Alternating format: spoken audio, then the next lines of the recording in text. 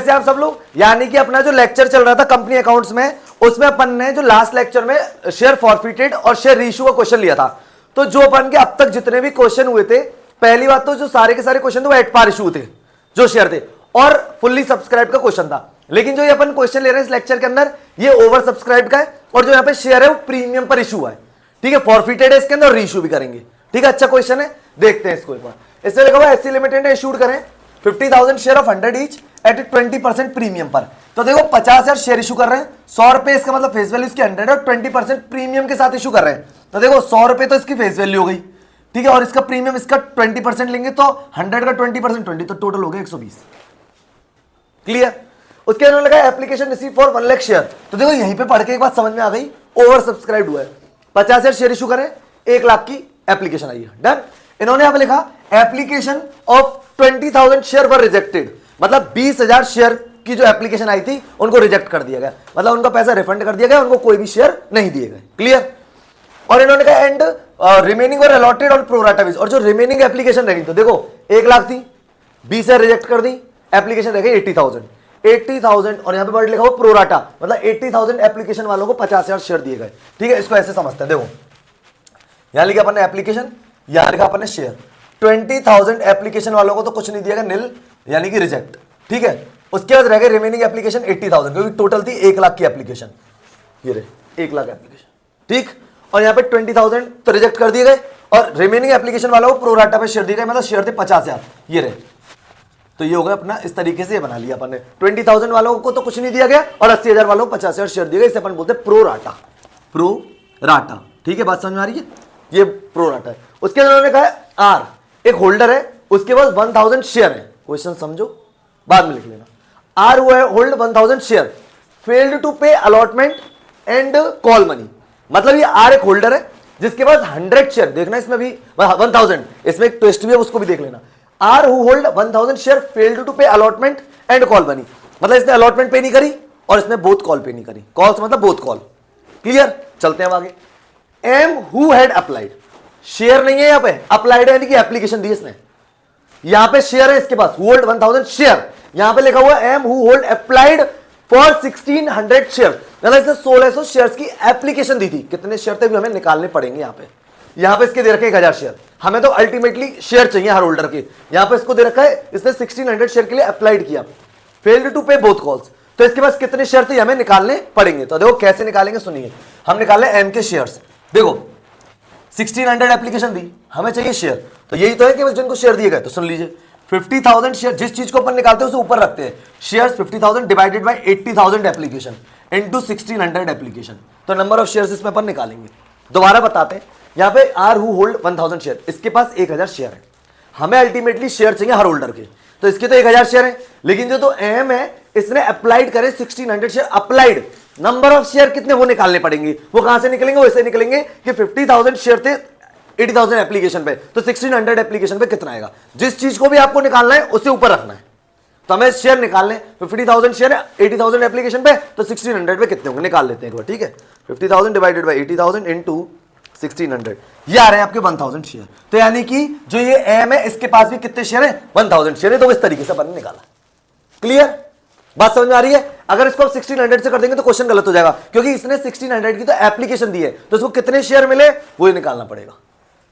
Clear है, applied allotted, allotted मतलब इतने शेयर अलॉट किए गए, अप्लाइड मतलब इतने शेयर की एप्लीकेशन इसने दी है, कितने शेयर दिए वो हमें निकालने पड़ेंगे। क्वेश्चन देखो छोटा सा है लेकिन बहुत काम का है क्वेश्चन, इसमें बहुत सारी चीजें। पहला बात समझ में आ गया, यानी इसके भी 1000 शेयर आ गए।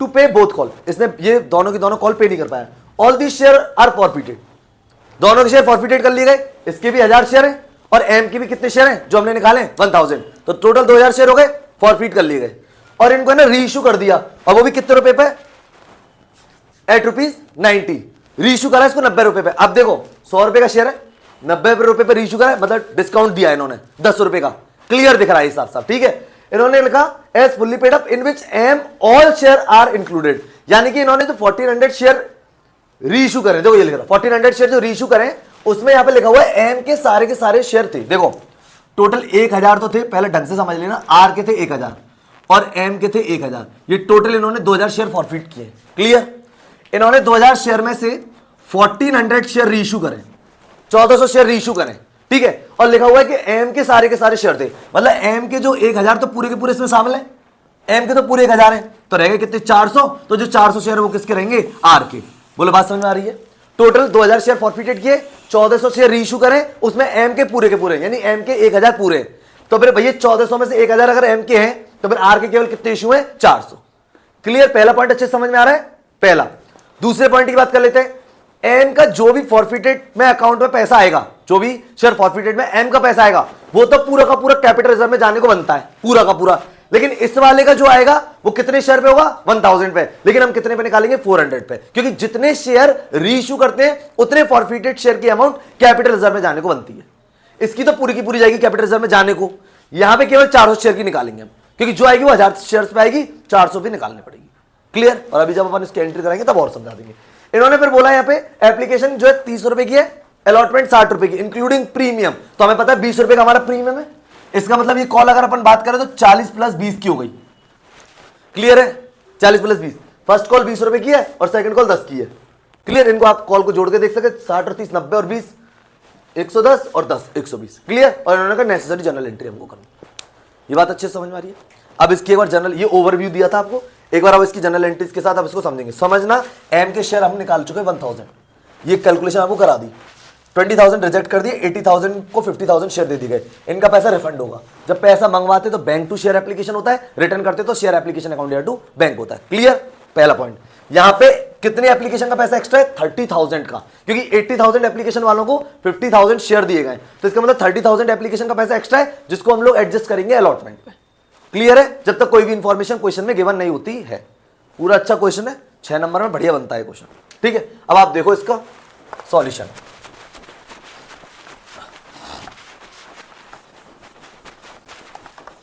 अब इसकी जनरल एंट्रीज करेंगे अपन, वो देखो आप अच्छे से। देखो सबसे पहले एससी लिमिटेड बुक्स में एंट्री हुई, सबसे पहले एंट्री होगी बैंक अकाउंट DR2। यहां पे इक्विटी शेयर वगैरह कुछ तो दे नहीं रखे, तो यहां पे लिखेंगे शेयर एप्लीकेशन अकाउंट। टोटल जो एप्लीकेशन आई है वो आई है 1 लाख, ठीक है, और एप्लीकेशन का पैसा 30। क्लियर, बात अच्छे समझ में आ रही है। 30 से मल्टीप्लाई कराएंगे, ठीक है, तो ये आ जाएगा आपका 30 लाख रुपए, 30 लाख। वो यहां तक कोई समस्या है तो ये हो गया। अब सेकंड एंट्री वो मेन है, वो होती है एडजस्टमेंट एंट्री, उसको आपको समझना है ढंग से। देखो यहां पे मैंने लिखा शेयर एप्लीकेशन अकाउंट DR, तो जो 30 लाख से अपन ने कर रखी है, इसको यहां पे कर दिया DR। क्लियर, सबसे पहले देखिए टू शेयर कैपिटल अकाउंट। अब शेयर कैपिटल अकाउंट में उतना पैसा जाएगा जितने नंबर ऑफ शेयर्स होते हैं। नंबर ऑफ शेयर है हमारे पास 50,000, तो देखना 50,000 इंटू 30, 15 लाख गया। पहली बात ये समझ में आ गई अच्छे से, 15 लाख ये गया। क्लियर, अच्छा 20,000 का पैसा रिफंड किया था और 80,000 वालों को 50,000 शेयर दिए थे, तो 50 शेयर वालों को तो दे दिया। अब इनकी एप्लीकेशन 30,000 की एक्स्ट्रा थी, उसको ये लोग एडजस्ट करेंगे अलॉटमेंट पे, जब तक कोई भी इंफॉर्मेशन नहीं होती है। यहां लेगा to share allotment account, 30,000 application जो एक्स्ट्रा थी उसका 30 से मल्टीप्लाई करा है 9 लाख। कोई दिक्कत इसमें, ये अपन ने एडजस्ट करा लिया। और यहां लिखा टू बैंक अकाउंट। क्यों लिखा बैंक अकाउंट, क्योंकि 20,000 एप्लीकेशन जो थी वो रिजेक्ट कर दी गई। लिखा हुआ है ना application of 20,000 share were rejected, तो 20,000 को रिजेक्ट कर दिया। जब पैसा मंगाया था तो bank to share application, refund कर रहे हैं तो share application account to bank. 20,000 into 30, 6 lakh. अब देखो ये 30 लाख से DR है और ये देखो टोटल 30 लाख आ रहा है। 15 लाख कैपिटल में गया, 9 लाख आपका शेयर अलॉटमेंट में गया, क्योंकि 30,000 की एप्लीकेशन एक्स्ट्रा थी, और 20,000 को जो रिफंड कर दिया गया, जिन्हें रिजेक्ट कर दिया उनका पैसा रिफंड कर दिया। क्लियर, एडजस्टमेंट एंट्री है। यहां तक कोई समस्या किसी को, ठीक है, तो ये हो गया अपना। अब अपन करेंगे अलॉटमेंट का, तो एक बार इसको नोट डाउन कर लीजिए।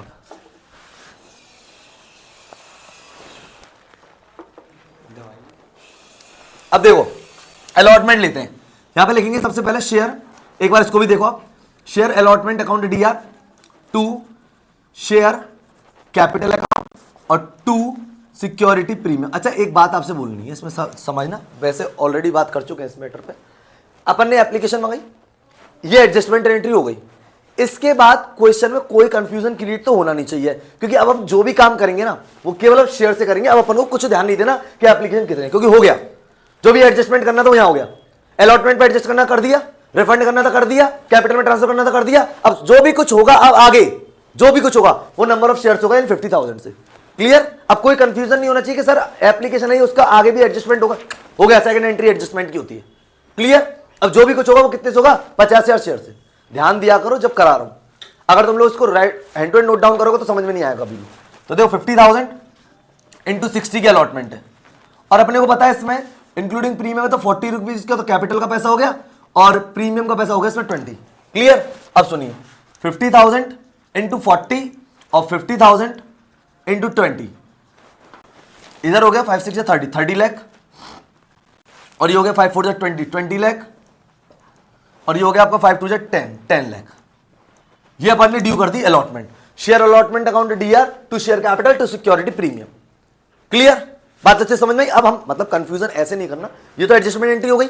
उसके बाद हमें जो भी काम करना है वो किसने करना है, शेयर से करना है। ठीक है? उसके बाद ध्यान रखना है शेयर से हमें करना पड़ेगा। चलिए अब शेयर से करेंगे तो अपन ने 50,000 इंटू 60 कर दिया, 50,000 इंटू 40 कर दिया, 50,000 इंटू 20 कर दिया, क्योंकि इसमें प्रीमियम इंक्लूड था। क्लियर? ये बात आपको अच्छे समझ में आ गई? कोई दिक्कत है इसमें? ठीक है। अब अपन क्या करेंगे, अब अलॉटमेंट का पैसा मांगे, लेकिन उसको थोड़ा ढंग से समझना है इस बात। देखो अगर अलॉटमेंट अपन ने जितने रुपए से ड्यू करी तो अलॉटमेंट का पैसा आना चाहिए था 30 लाख। क्लियर? 30 लाख अपने पास आना चाहिए था। क्लियर? अच्छा, ऑलरेडी अलॉटमेंट में हमारे पास 9 लाख रुपए पहले से आ चुका है एडवांस। यहां पे अपन ने लिखा लेस एडजस्ट मनी जो ऑलरेडी हो चुकी है 9 लाख, तो पैसा आना था 21 लाख। बोलो यहां तक बात समझ आ रही है? भाई 30 लाख से ड्यू करी, 9 लाख ऑलरेडी आ चुका है, अपने पास आना था 21 लाख। क्लियर? लेकिन अब यहां पे एक बात फंस गई, उसको समझो। आर जिसके पास 1000 शेयर थे fail to pay allotment and calls, लेकिन अभी तो हम अलॉटमेंट पे चल रहे हैं ना, तो हमें पहले अलॉटमेंट की बात करनी है। और जो दूसरा होल्डर था उसने तो बोथ कॉल नहीं दी, तो कॉल अलॉटमेंट पे देने वाला सिर्फ एक ये नहीं है, आर। अब सुनो, जिस कॉल पे पैसा एडजस्ट हो, समझना दोबारा बताते, एक लास्ट लेक्चर में बता चुके हैं। ठीक है? जिस कॉल पे पैसा एडजस्ट हो और उसी कॉल को कोई पे नहीं करे, 9 लाख रुपए अलॉटमेंट पे एडजस्ट है और अलॉटमेंट ही पे नहीं हुई है, तो यहां पे अपन क्या करते हैं, सुनो, लेस कॉल्स इन एरियस कैसे निकालते, सुनो। ये 21 लाख रुपए आने थे, 21 लाख 50,000 शेयर से, तो नंबर ऑफ शेयर थे 1000, इतने नहीं आए। डायरेक्ट मल्टीप्लाई कराओगे तो नहीं, बताया था एक दिन पूरा खोल के क्वेश्चन लेक्चर में देख लेना, पूरा बताया था। क्यों नहीं करते भाई? जिसने 1000 शेयर जिसको दिए उसने एप्लीकेशन तो ज्यादा दी है ना, बात समझ में आ रही है? तो बस वही चीज, तो उसकी एप्लीकेशन का भी तो पैसा एडजस्ट हुआ है अलॉटमेंट में, इसीलिए अपन इसको ऐसे करते हैं। 21 लाख आने थे 50,000 शेयर से और 1000 से नहीं आए। ये कब करना है? जिस कॉल पे पैसा एडजस्ट हो और उसी कॉल को कोई पे नहीं करे। अब देखो हम यहां पे निकालेंगे कॉल से नहीं है, 21 लाख डिवाइडेड बाय 50,000 और इनटू करेंगे 1000, ये आएगा जी आपका, एक सेकंड, 21 लाख डिवाइडेड बाय 50,000 और इनटू करेंगे इसमें 1000, 42,000 नहीं आएंगे। ठीक है? 42,000 नहीं आएंगे, कॉल से नहीं हो गई। माइनस करेंगे इसको 21 लाख में से, पैसा आएगा 20,58,000। पहले तो बताओ ये बात आपको समझ में आई कि नहीं आई? देखो बहुत सारी चीज मेन क्या है इसमें, एक तो इसमें एडजस्टमेंट एंट्री, अलॉटमेंट ड्यू करा, अलॉटमेंट पे 30 लाख आने थे, क्लियर है, क्योंकि हमें इसके बाद पूरा ध्यान, अब अलॉटमेंट फर्स्ट कॉल सेकंड जो भी होगी वो नंबर ऑफ शेयर्स होगी, अब एप्लीकेशन का आपको ध्यान नहीं रखना कितनी आई। क्लियर? ठीक है, 30 लाख से ड्यू करी, 30 लाख अलॉटमेंट पे आने चाहिए थे, ऑलरेडी 9 लाख पहले आ चुके तो माइनस कराया, 21 लाख रहेगा रिमेनिंग। जिस कॉल पे पैसा एडजस्ट था उसी कॉल पे एक होल्डर ने पैसा पे नहीं किया, R who hold 1000 share fail to pay allotment, allotment में 9 लाख रुपए एडजस्ट थे। तो अब सीधे सीधी बात है, तो वहां पे अपन को ऐसे निकालना पड़ेगा, 21 लाख अमाउंट आनी थी 50,000 शेयर से, तो 1000 से कितनी आएगी, 42,000। क्लियर? ऐसा हम क्यों करते हैं? क्योंकि ओवर सब्सक्रिप्शन का क्वेश्चन है। जिसको 1000 शेयर मिले इसका मतलब इसने 1000 शेयर के लिए 1000 एप्लीकेशन थोड़ी दी, ज्यादा दी होगी ना, बात समझ में आ गई? तो जो एक्स्ट्रा एप्लीकेशन दी थी उसका पैसा ऑलरेडी इसमें इसका एडजस्टेड है, इसलिए हम यहां पे ऐसे करते हैं। पैसा एडजस्ट नहीं होता तो अपन को पता है सीधे सीधे हम लोग क्या करते, 1000 का मल्टीप्लाई कराते सीधे 60 से और 60,000 हम लेस करा देते, लेकिन यहां पे हम नहीं कर सकते क्योंकि यहां पे पैसा एडजस्ट है। क्लियर?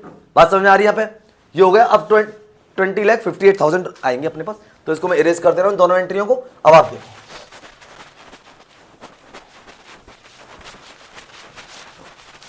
यहां पे अपन लोग एंट्री पोस्ट करेंगे। अच्छा, calls and arrears account open करके विदाउट ओपन करके बता दिया, आप जैसे चाहो वैसे करो। Entry bank account DR, calls in arrears account DR to share allotment account, 20,58,000, 42,000 और टोटल 21 लाख। तो देखो अलॉटमेंट हमने 30 लाख से यहाँ पे डीआर करी थी, 21 लाख से तो यहाँ सीआर हो गई और 9 लाख से वो ऑलरेडी सीआर हो चुकी, सेकंड एंट्री में एडजस्टमेंट में हो गया 30 लाख से कंप्लीट। कोई परेशानी है? कोई समस्या है? ये अपने पास आ गई कॉल्स एंड एरियर्स के 42,000 रुपए इसके। ठीक, अब चलते नेक्स्ट। अब नेक्स्ट करते तो फर्स्ट कॉल ड्यू करेंगे। तो समझना, यहां पे लिखा share first call account DR to share capital account. Number of share है 50,000 और फर्स्ट कॉल का पैसा इसने देखो दे रखा है 20 रुपए, तो हम 20 से इसका मल्टीप्लाई करेंगे। तो जो ड्यू होगी ना ये होगी 10 लाख से, तो हमने ये 10 लाख से यहाँ पे ड्यू कर दी। बात समझ आ रही है? 10 लाख से हमने यहाँ पे ड्यू कर दी। क्लियर? अगर कोई भी बात नहीं होती तो बस ध्यान से समझना, फर्स्ट कॉल पे जो पैसा आना था वो आना था 10 लाख रुपए। क्लियर? फर्स्ट कॉल पे 10 लाख आना था, 10 लाख से ड्यू करिए, 10 लाख आना था। क्लियर? अच्छा, आज जिसके पास 1000 शेयर थे, अलॉटमेंट का तो अलॉटमेंट पे कर दिया और उसने तो कॉल मनी भी नहीं दी, तो इसका मतलब 1000 शेयर पे तो कॉल मनी इसने नहीं दी। फर्स्ट पहला पॉइंट समझ में आ गया। और दूसरा, M who had applied 1600 share, तो ऑलरेडी इसके शेयर निकाल चुके हैं 1000 और इसने बोथ कॉल नहीं दी, तो इसने भी फर्स्ट कॉल नहीं दी और सेकंड कॉल नहीं दी, और इसने तो फर्स्ट कॉल और सेकंड कॉल दी नहीं है दूसरे पहले वाले ने, आर ने।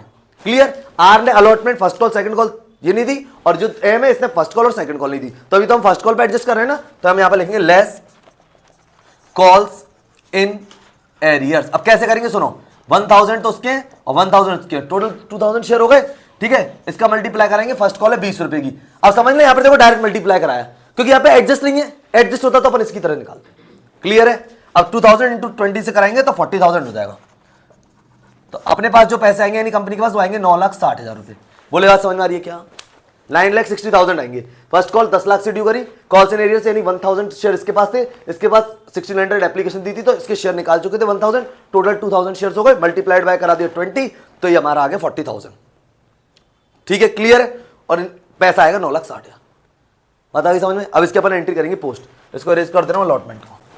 अब इसकी एंट्री देखो एक बार आप, यहां पे अपन लिखेंगे bank account DR, bank account DR, calls in arrears account DR to share first call account. समझना, यहां पे लिख दिया अपन ने 9,60,000। ठीक है, यहां पे लिख दिया अपन ने 40,000 और यहां पे लिख दिया टोटल 10 लाख। क्लियर? बात आ गई समझ में? फर्स्ट कॉल का पैसा ड्यू कर गए, ये कॉल से एरियर्स थी, एंट्री पोस्ट कर दी। अब अपन करेंगे जी सेकंड कॉल ड्यू। तो सेकंड कॉल भी देख लो, share second and final call account DR to share capital account. देखो नंबर ऑफ शेयर है 50,000 और मल्टीप्लाइड करेंगे 10 से, क्योंकि इसमें फाइनल कॉल कितने रुपए की दे रखी है? 10 रुपए की। तो यहां पे आ जाएगा जी आपका 5 लाख से ड्यू हो गई। क्लियर है? 5 लाख से हमने ड्यू कर दी। कोई भी बात नहीं होती तो अपने को पता है सेकंड कॉल जितने रुपए से ड्यू करी यानी कितने रुपए आने चाहिए थे? 5 लाख आने चाहिए थे जितने से ड्यू करी है। लेकिन वही बात है, इसके पास कितने थे? 1000 शेयर, इसने भी पैसा नहीं दिया कॉल का, और जिसके पास 1600 एप्लीकेशन थी उसके 1000 शेयर निकाल चुके, तो 1000 इसके, यानी 2000 वालों ने पैसे दिए ही नहीं। लेस कॉल्स इन एरियर्स, तो यानी कि 1000 प्लस 1000, ठीक है, और इनटू कराएंगे इसमें 10 से। बात समझ में आ रही है? 2000 का मल्टीप्लाई 10 से कराएंगे 20,000 हो गया। क्लियर? तो पैसे जो आएंगे वो आएंगे 4,80,000 रुपए। हरी बात समझ में? कितने आएंगे? 4,80,000। इसके अपन एंट्री पोस्ट करेंगे, वो आप एक बार देख लीजिए इसकी एंट्री कैसे पोस्ट करनी है। इसको हटा दे रहा हूं वर्किंग मोड को। ठीक है, तो अब देखो इसका bank account DR 4,80,000, calls in arrears account DR कितने रुपए? 20,000 रुपए, और to share second and final call account कितने रुपए? टोटल 5 लाख। बात समझ में आ रही है? क्या करा अपन ने? वही 4,80,000 है, bank account DR 4,80,000, calls and arrears में 20,000 लिख दिया, और to share second and final call में टोटल 5 लाख। 5 लाख से DR, 5 लाख से CR। क्लियर है? अब यहां तक तो क्वेश्चन हो गया। अब लेकिन दोनों के शेयर क्या कर लिए गए? फॉरफिट कर लिए गए। क्लियर? अब तो इनको फॉरफिटेड की एंट्री अलग अलग करूंगा। R के फॉरफिट की अलग एंट्री करेंगे और M के फॉरफिट की एंट्री अलग करेंगे, एक साथ मत करना आप लोग। ठीक है? तो ठीक है, इसको रेज कर दे रहा हूं यहां से, तो एक बार आप देखो फॉरफिट की एंट्री।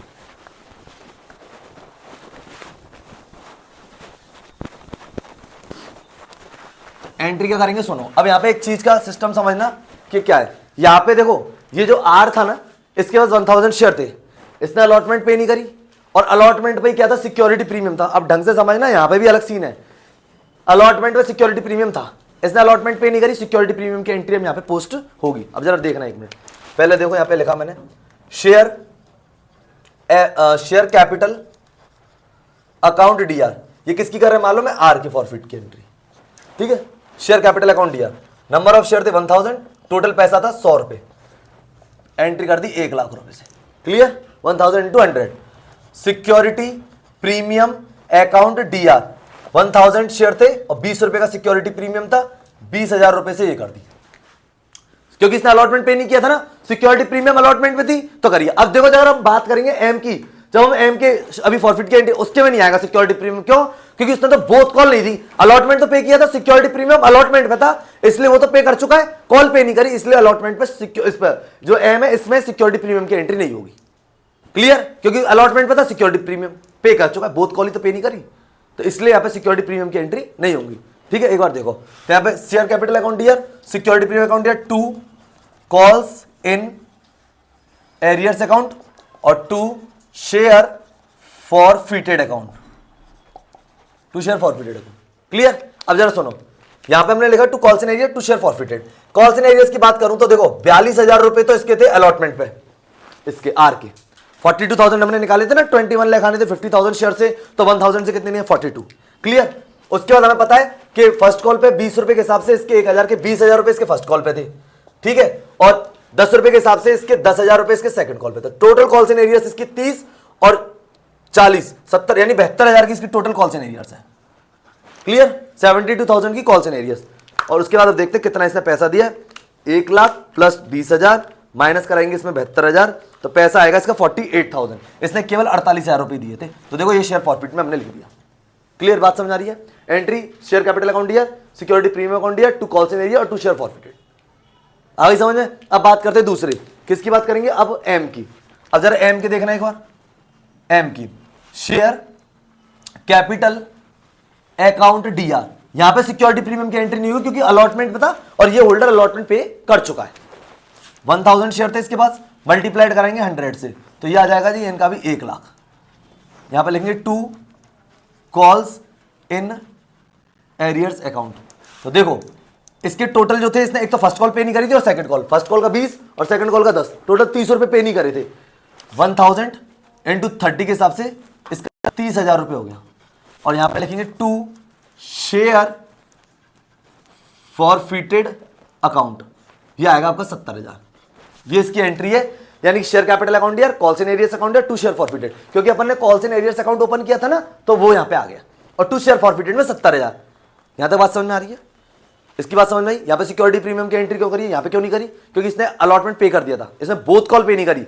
सिक्योरिटी प्रीमियम जिस कॉल पे होगा, अगर कोई होल्डर उस कॉल को पे कर देता, सिक्योरिटी प्रीमियम की एंट्री नहीं होती शेयर फॉरफिटेड के टाइम पे। जिस कॉल पे सिक्योरिटी प्रीमियम था और उस कॉल को किसी होल्डर पे नहीं करता, सिक्योरिटी प्रीमियम की एंट्री होती है। जब शेयर इशू करते हैं, कैपिटल सीआर होती है, फॉरफिटेड में डीआर होती है।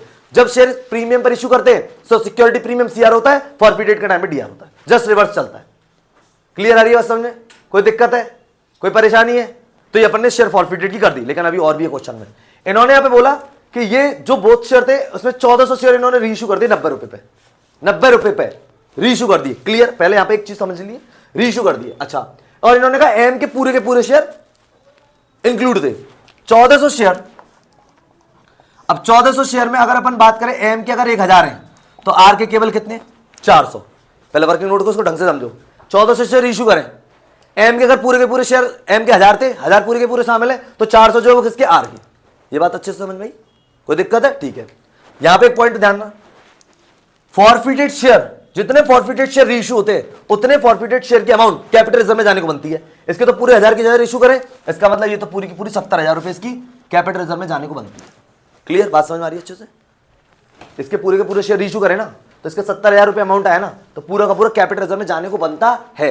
अभी कितना जाएगा वो भी बात करेंगे, क्योंकि डिस्काउंट पे शेयर इशू है। क्लियर, पहला पॉइंट। इसके कितने थे? 48,000, लेकिन हमें पता है ये 1000 शेयर पे थे। क्लियर है, और इसमें केवल रीइशू कितने हुए? 400। तो जितने फॉरफिटेड शेयर रीइशू होते हैं उतने फॉरफिटेड शेयर की अमाउंट कैपिटल रिजर्व में जाने को बनती है, जाती नहीं है, जाने को बनती है, क्योंकि डिस्काउंट पे अगर होंगे तो वो पैसा कटेगा ना उसमें से, तो ये वाली बात है।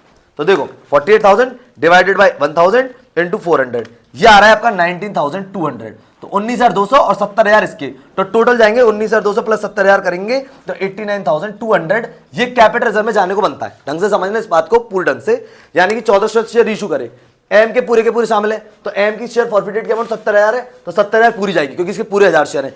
इसके केवल 400 शेयर इशू करें तो हमें पता है इसके 1000 शेयर ही तो फॉरफिटेड किए थे, उन पे है ना 48,000, तो 400 पे कितनी होगी 19,200, दोनों को ऐड करके 89,200 ये कैपिटल रिजर्व में जाने को बनता है। क्लियर आ रही है समझ? इतना जाएगा। लेकिन हुआ क्या, इन्होंने 90 रुपए पे रीइशू कर दिए, तो हमें पता है 10 रुपए का यहां पे डिस्काउंट। अब जरा देखो entry, bank account DR, share forfeited account DR to share capital account. ढंग से समझना इसको, 1400 शेयर्स इंटू 90 और 1400 शेयर्स इंटू 10 और 1400 शेयर इंटू 100। क्लियर? तो इसमें अपन करेंगे मल्टीप्लाई इसका, तो 1400 इंटू करेंगे 90, तो ये अमाउंट आएगी 1,26,000। ठीक है, ये आएगा आपका 14,000 और ये आएगा आपका टोटल 1,40,000। पहले बात तो ये अच्छे समझ में, रीशू करा है कितने रुपए पे करें 90 रुपए पे, 1400 शेयर रीशू करें, फॉरफिटेड का अमाउंट आ गया 14,000 रुपए, तो यानी कि इन्होंने इतना यूटिलाइज कर लिया। क्लियर? कितना जाने को बनता था 89,200, उसमें से कितना यूटिलाइज हो गया 14,000, तो 89,200 में से अपन 14,000 को अगर यूज कर ले तो 75,200 बचता है, 75,200, क्योंकि इतना तो यूज कर चुके 14,000 रुपए।